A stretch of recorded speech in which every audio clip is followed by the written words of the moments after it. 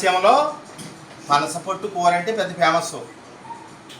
ఈరోజు మా ఊళ్ళో పొడగట్లపల్లి గ్రామంలో మాకు చిన్నప్పటి నుంచి మా అమ్మగారు మా నాన్నగారు ఉన్న కాడి నుంచి కూడా పనసపొట్టు కూర తయారు చేయటువంటి చాలా ఫేమస్గా మాకు అలవాటు. అదేవిధంగా నేను నేర్చుకుని మా నాన్నగారు ఉన్న కాడి నుంచి మా అమ్మగారు ఉన్న కాడి నుంచి కూడా ఏటా సంవత్సరానికి 5-6 సార్లు ఈ సీజన్లో మేము వండుతూ జరుగుతుందండి. లాస్ట్ అని ఈరోజు కూడా మంచి కాయ దొరికితే దాన్ని పుట్టుకుట్టి తయారు చేస్తాం కూర. అది ఎలాగా ఏంటి అన్నది మీకు ఒకసారి మీకు వివరిస్తున్నాను. దాంట్లో వేయవలసిన విధానం: చింతపండు గుజ్జు, తర్వాత అల్లం తురుము, ఆవపిండి, కరివేపాకు, ఎండుమిర్చి, పచ్చిమిర్చి, ఎల్లుల్లిపాయలు, జీలకర్ర, ఆవాలు. ఈ ఐటమ్స్తో పనసపొట్టు కూర ఎలా తయారు చేయాలో నేను చెప్తానండి. ఇప్పుడు నెక్స్ట్ పనసపొట్టు కూర విధానం అన్నీ మీకు చూపించాను కాబట్టి తయారు చేసే విధానం కూడా చెప్తాను. పనసపొట్టు బాయిల్ చేసాం. ఆ బాయిల్ చేసేటప్పుడు దగ్గర ఒక 6 దవలు పొట్టు కొట్టాను. ఈ ఐటమ్స్కే 6 దవల పొట్టు, అందులో శనగపప్పు ఒక 1/2 కిలో వేసాం. దీన్ని కలిపి బాయిల్ చేయాలి.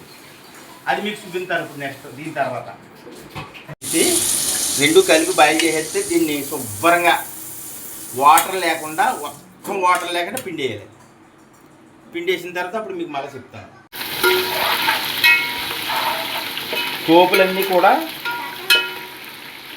ఇందులో ఆయిల్లో ఫ్రై అవ్వాలండి. వెళ్ళిపోయి సోపు రాకుండా అంటే ఆవాలు, జీలకర్ర, పచ్చిమిర్చి, ఎల్లుల్లిపాయలు, ఎండుమిర్చి ఈ ఐటమ్స్ పోపులు వేసాను. ఇప్పుడు అల్లం, ఆవాల పిండి ఉంది కదండి, పోపులు వేయకూడదు.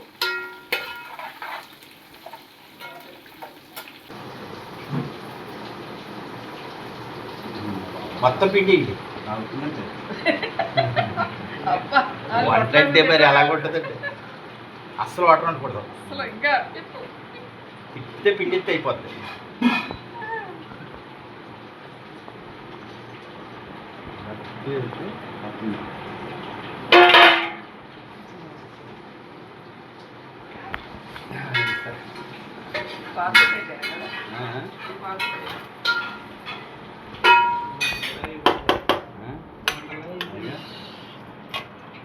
మనం అండి ఇందులో చింతపండు గుజ్జు అంటే మనం తీసి పెట్టుకున్న తర్వాత ఉజ్జాయింపుని వేసుకుంటున్నాం. మనం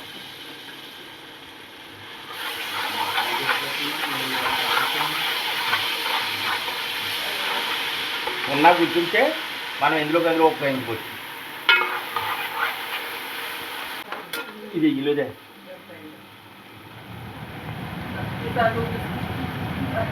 ఇందులోనే సాల్ట్ కూడా వేస్తున్నాను. తర్వాత మళ్ళీ చూసుకుని వేసుకోవచ్చు.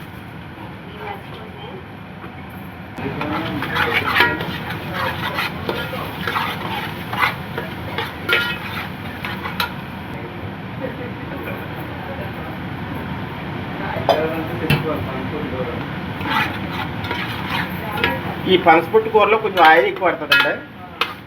ఆయిల్ ఎక్కడ రాజీ పడకూడదు. అంటే 4 రోజులు ఉంటుంది కూర. వండిన కూర ఫ్రిడ్జ్లో పెట్టకుండా 4 రోజులు ఉంటుంది.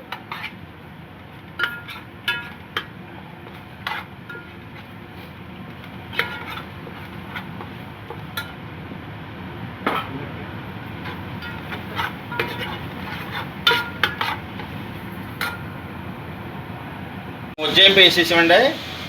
కొంత గుజ్జు బయటికి తీసేస్తున్నాను నేను. అంటే మనం పులప ఎక్కువైంది తక్కువైంది అన్నది చూసుకున్న తర్వాత మళ్ళీ ఈ గుజ్జు యాడ్ చేసుకోవచ్చు. అంటే ఈ కోపులతో ఉండేటువంటి కొంత గుజ్జు నేను తీసేస్తున్నాను. ఎక్కువైంది అనుకోండి మరి కూర పాడవుతుంది కదా. మనం ఉజ్జాయింపు తక్కువే ఇందులో ఉంచుకుంటాం. ఇది పక్కన పెట్టుకుంటాం. అప్పుడు చూసుకున్న తర్వాత వేసుకుంటాం. ఇప్పుడు ఆ గుజ్జు మిగిలిపోయింది కదా, అదేం పాడవదు. ఏ పులిహార చేసుకోవచ్చు.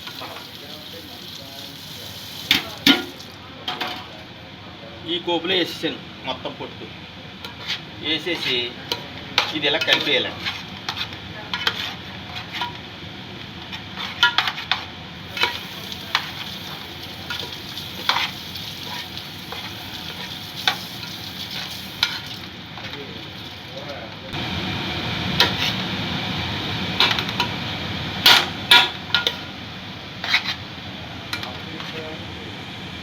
మగ్గాలండి. ఇది మగ్గిన తర్వాత మనం ఉప్పు ఇవన్నీ చూసుకున్న తర్వాత కావాలంటే ఉప్పు వేసుకోవచ్చు, కావాలంటే పులుపు కూడా వేసుకోవచ్చు. అదిగా పక్కన పెట్టే అప్పుడు పనసపొట్టు కూర రెడీ. కొద్ది సాల్ట్ తక్కువైందండి. పులప పోపులు అన్నీ కరెక్ట్గా సరిపోయింది. సాల్ట్ ఉంటే ఇంకా అక్కడ పులప చూసుకోక్కర్లేదు. నేను ఏదైతే వచ్చి వేసానో అది సరిపోయిందండి. తర్వాత ఈ జీడిపప్పు ఉంది కదా, ఇది నేతిలో వేపి వేస్తామండి.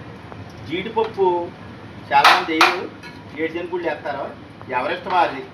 నేనైతే 7 శనగగుళ్ళు కాదు, జీడిపప్పు వేస్తాను. అదే నేను నేతిలో వేపి అయితే చాలా మంచి క్వాలిటీ వచ్చిందండి. కోనసీమ పనసపొట్టు కూర ఇది పెద్ద ఫేమస్. మా కోనసీమలో పనసపొట్టు కూర అంటే మాకు ఎప్పుడు పనసకాయలు దొరుకుతాయి. వేసవకాలం వచ్చేటప్పటికి మాకు ఎప్పుడంటే జనవరి ముందు నుంచే స్టార్ట్ అవుతాయి. మాకు మే నెల ఆఖరి దాకా దొరుకుతాయి కూరగాయలు. అక్కడి నుంచి ముదిరిపోతాయి, ఇంకా పని చేయవు. కూర అయితే మగ్గిపోయింది, తయారైపోయింది. ఒక్క 10 నిమిషాలు ఉంటే ఆ మగ్గిపోవటం అది సరిపోతుంది. సిమ్లో ఉండాలండి. పనసపొట్టు మొత్తం అన్ని కోపుల్లో వేసేసిన తర్వాత మొత్తం అంతా సిమ్లోనే ఉండాలి. అస్సలు పెద్ద మంట అస్సలు పనిచేయదు. అప్పుడే అలా మగ్గితే ఉంటుంది అన్నమాట. దగ్గర 1 గంట మగ్గాలి వేసిన తర్వాత.